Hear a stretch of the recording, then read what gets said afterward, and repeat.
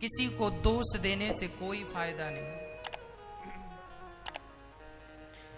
हम अपने धर्म का पालन करें, भगवान के चरणों में समर्पण करें और पापों से बचें। किसी भी प्रकार का हमसे पाप ना हो, ना तो निंदा करने का पाप हो, निंदा भी पाप है, चुगली भी पाप है, यहाँ की बातें वहां करना, ये लड़ाना फंसाना ये भी पाप है, ज्यादा गुस्सा करना ये भी पाप है। इन सब चीजों से बचो। छोटी सी जिंदगानी है तुम्हारी, प्यार मोहब्बत से क्यों नहीं जी लेते? मर जाओगे, सब धरा रह जाएगा। जिसके लिए लड़ते मरते हो, प्यार के दो शब्द कह लिया करो, प्यार से मुस्कुराया करो, मदद किया करो, लोगों की सेवा किया करो। ईश्वर ने तुम्हें देने के लायक बनाया है, दो दो दो।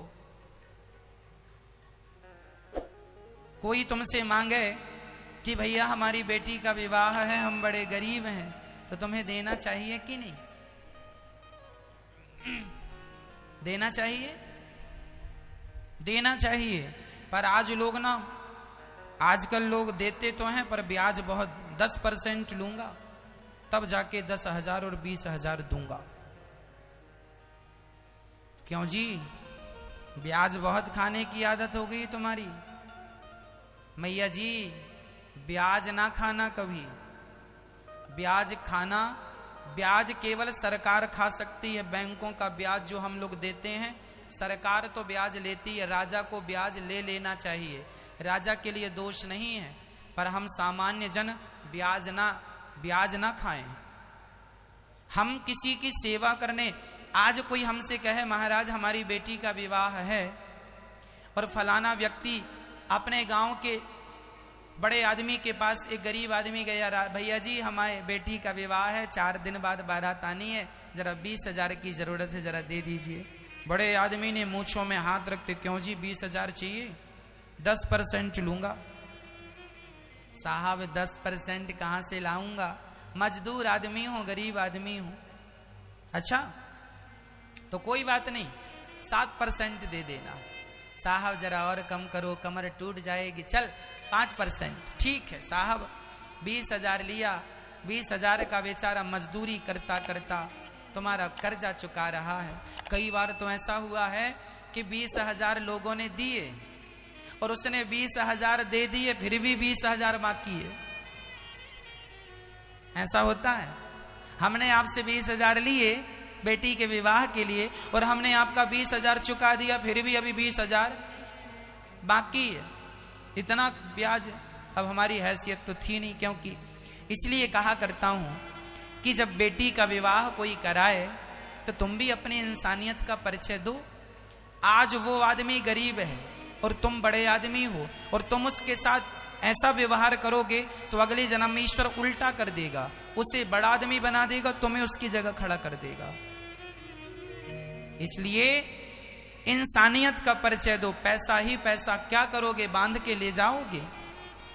अरे किसी के विवाह में तो आप यूं ही अपनी श्रद्धा से दे दो, चल भाई 2-5,000 तो हमारी तरफ से यूं ही ले जा, और ले जा 20,000, पर ब्याज मत देना। जो ले जा रहा मूलधन दे देना, हमें ब्याज नहीं चाहिए। ये इंसानियत है। इंसानियत का परिचय कब दोगे? पैसे कमाते रहोगे। इसलिए किसी को सताओ मत, कष्ट मत दो।